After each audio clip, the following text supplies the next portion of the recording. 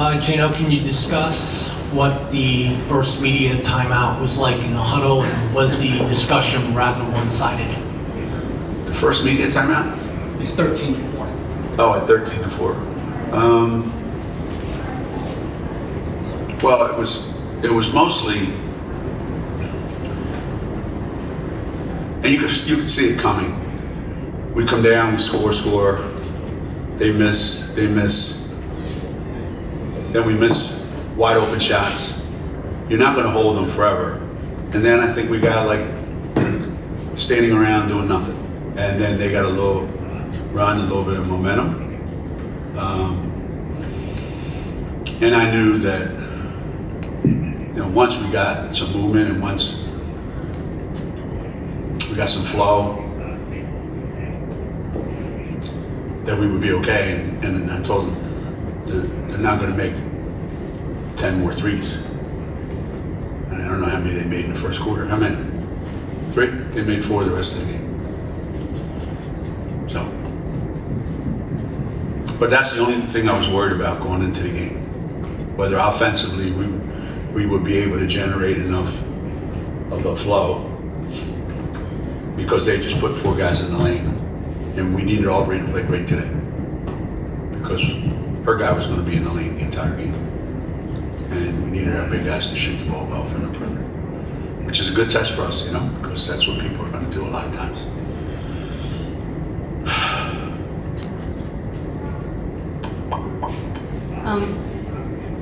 Geno, Lou was Lou was a big part of sparking that run for you guys in the second quarter. Just how crucial has her play, been for you guys this season, and has she surpassed, your expectations you had for her coming in?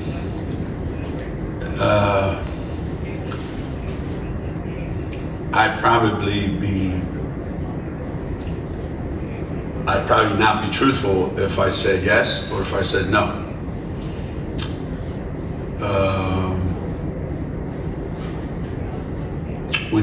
When Lou came here for summer school in June, after the first 5 days, I pretty much said, somebody who was a starter is not going to start this year. I mean, that's how impressive she was and how well she fit into our scheme of things, and what a great teammate and what a great person she is. And it's only continued to go up in my estimation, for me personally. It's been more and more positives. But I don't know where we'd be without Lou. She might be our MVP. Hey Geno, can you explain the dancing at the end and what that was all about? I lost my composure.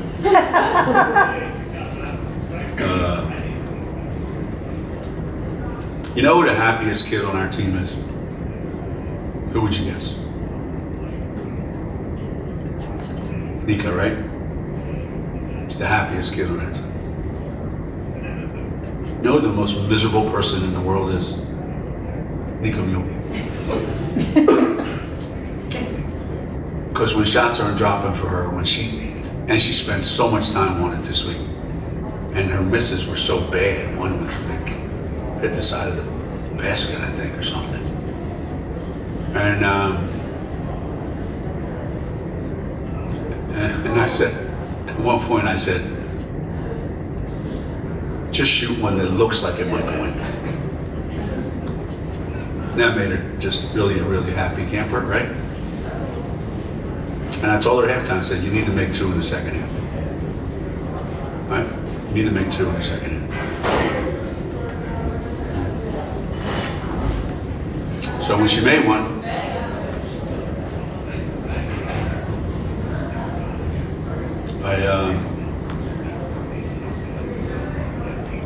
I was overcome with joy. I'll back that first. Geno, you talked yesterday about this way. You talked yesterday about just how tough the team has to be with the shortage of bodies that you have. What can you say, especially with DePaul in 48 hours, just how, not only how they stuck it out, but what the rest of the stretch looks like in terms of trying to keep them as refreshed as they can possibly be? Yeah, one of the things we talked about in the locker room was what you saw in that first quarter. You almost got to not be surprised when stuff like that happens, because sometimes mentally or physically or whatever the case may be, you know,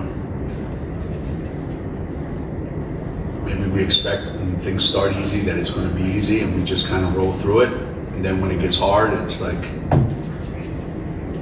you know, one more thing we got to fight through. But they've been so resilient. They've been so so trustworthy, you know, that I know defensively we're always going to have a chance. We're always going to have a chance. It's just a matter of, can we get any offense going on that particular night? And nights like Seton Hall, you know, you go, wow. And then days like Georgetown, you also go, wow. You know, so you almost kind of have to expect, you know, that it could be like that. Keeping them off their feet, keeping them rested as much as possible.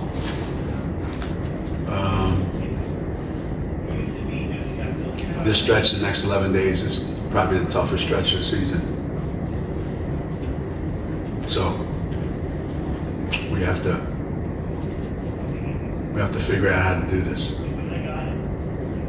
You know, going back to Lou, I mean, she came here, everybody talking about how well she could score. Joe Frager said she'd fit in here, but do you see her growing as a player? I mean, today she had a UConn high 7 rebounds. She tied her UConn high for 5 assists. I mean, she just seems to be doing a little bit more than just scoring. Yeah, I try to get the ball in her hands as much as possible. What'd I do wrong?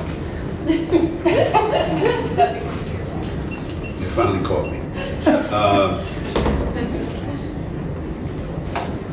I try to get whenever things are not going well for us, I try to get the ball in her hands as much as possible. As many places and as many ways as I possibly can. You know, her legs aren't there like they were early in the season.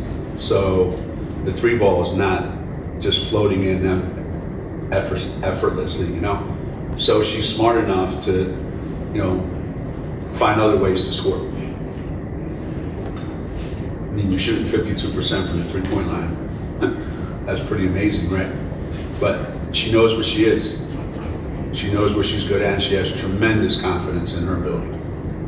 And I was most impressed with a couple passes that she threw today were really, really, really good. Because I've been kidding with her all season. I don't anymore about, you know, if she gets 2 assists early on the season, if she would get 1 or 2 assists, I would say. I talked to Coach Frager. He said that's a career high for you. She wasn't allowed to pass the ball at Fairfield. She had to make every big shot. And she's become a pretty decent passer. And she doesn't back off from mixing it up. She's getting better defensively. You know? All the things that we need her to be, she's been all those things. All those things. I would coach till I'm 90 if I had 12 of her. And then there's some other guys. I would go out for pizza tomorrow and come back in my next life. Hey, Geno, your guys are so versatile. So having, you know, a depleted roster, how much does that help that you can put Aaliyah and Dorka out to guard, you know, guards, Yeah. and then she's getting like Aaliyah's getting those steals and the transition buckets, like that must be like somewhat of a comfort that they're so versatile going forward into this stretch. And that's something that, you know, I don't think Aaliyah had when she was a freshman, and she's gotten better at it. So that's comforting for us that we can do that. We played Dorka out on the wing, and you know, we have a 6'5" guard out there, and we can switch defensively and do different things.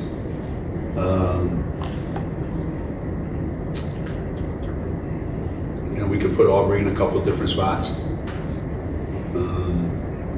We certainly don't have the flexibility that we had, you know, a month ago, 2 months ago. But you know, practices are about trying to be creative as to where to put people.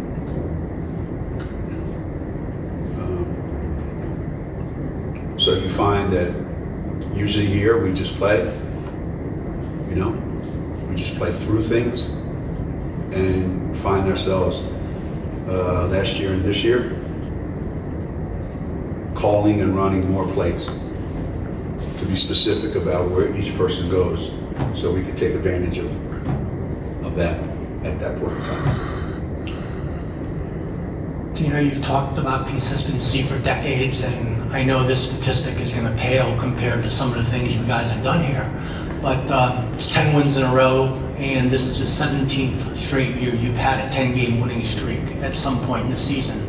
Like I said, it doesn't seem like much, but if you compare it to others, can you talk about consistency of, you know, the way you guys do things?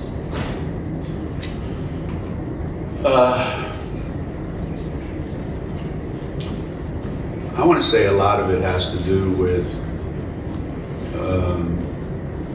what the expectation is here for players when they get here.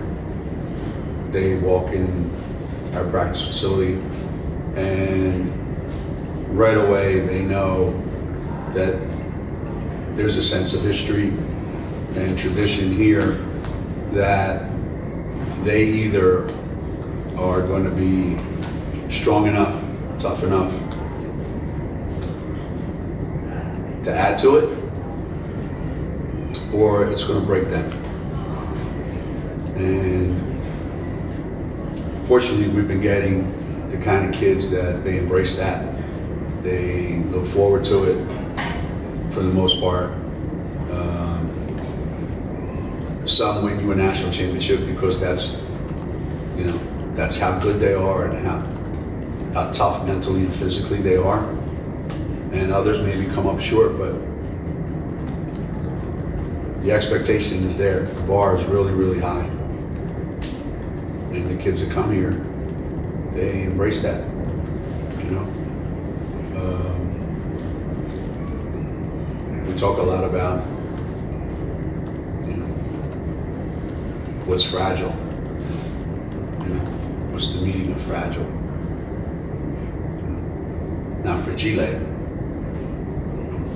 Christmas story. Fragile, not fragile. And I asked them the definition of fragile, and they gave me a couple. Easily broken, handle with care, right? I said, if you're fragile as an individual, and we're fragile as a team, you'll never reach your goal here. Because the pressure and who we are and what's expected of us will break you. So you either come in here with that mindset or you develop that mindset of trying to be unbreakable. Because everything here will try to break you.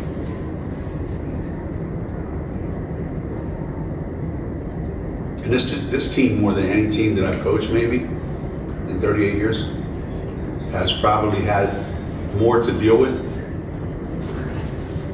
to prove how strong they are than any team that I've coached maybe think there's been a team that I've had in Connecticut that's had more to overcome than this one. Pretty remarkable, I think. Just, Geno, your thoughts on DePaul for Monday and Eddie tomorrow? Tough. I was saying earlier, I think I might have said it to Maria. She could get 50 tomorrow. And if we guard the hell out of her, then we can hold her to 35. And she's one of those kids in the country that is just really, really, really hard to defend. She's skilled, she plays hard, she's competitive, she's a little bit edgy. And yeah, they don't have the similar characteristics that they've had in previous years. They're dealing with their own injuries. But it's DePaul. And you don't have a script when you play DePaul. They come in and you just keep your eyes open because you have no idea what the hell's going to happen. They could try to play a 125 to 120 game, or it could be 55 to 50. You got to be ready for anything when you play those guys. Bruno's getting cranky too in his old age. So, try to keep him happy tomorrow night. On a similar note, Aaliyah had 20 today. How important is this matchup with DePaul in terms of getting her test kind of in the front court with more? Yeah, her and Durka got a big test tomorrow, right? And then later this week too, you know, at Tennessee.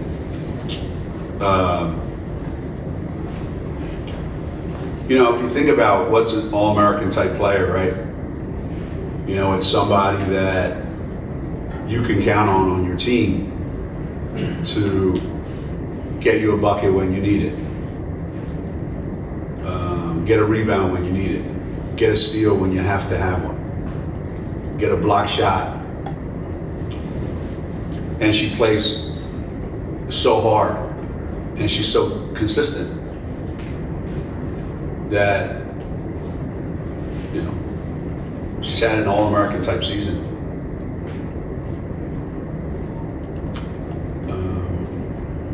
And we're probably going to need her more than ever these next, 11, 12 days. And she's got tomorrow night, DePaul, got at Tennessee, we got Villanova, another kid who could get 60 on us. We got South Carolina coming up. Whew.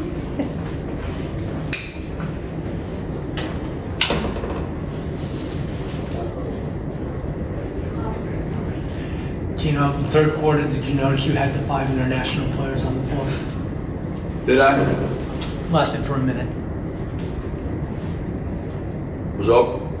No. Who was out on the floor? The 5 international players.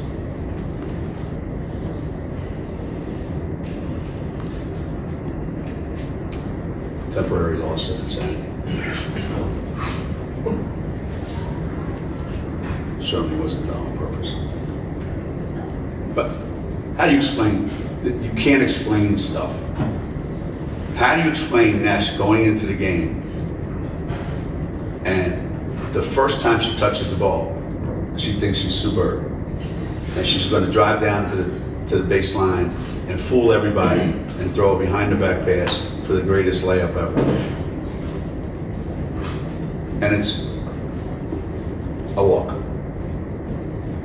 And then her next possession, she tops that. She thinks she's Aubrey, and she's going in the lane and doing all this shit, trying to get a shot off, and I don't know what the hell happened.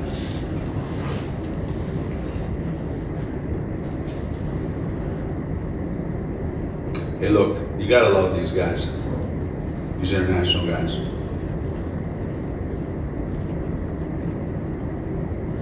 They just stare at you when you talk to them. You know that's the dumbest player in the history of basketball.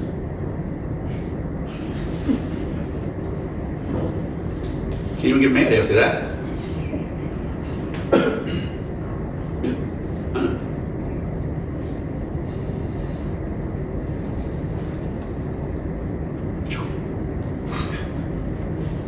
Geno, you said you went into the game thinking that Aubrey had to play great for you because they were going to pack it in on you. Were you pleased with her response? She did make a lot of twisting, turning, but they went in. I mean, Yeah. I mean, sometimes the degree of difficulty for Aubrey means the shot will go in. A wide open one underneath the basket might not. But Aubrey's the only one on our team that can do that. So you got to be what you are for our team. That's why Nash, you can't be Aubrey. But Aubrey can be Aubrey. And that's what she was today. Just enough, outside shots, made her free throws, attacked the basket in transition, caused a little havoc defensively. Aubrey being Aubrey. And that's what we need from each individual.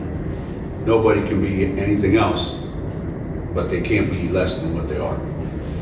That's the message to them all the time. Nobody can be AZ, nobody can be Paige, nobody can be Caroline. You gotta be who you are, and you gotta do your thing, and you have to do it every day, every night, every game. And so far, we're pretty close.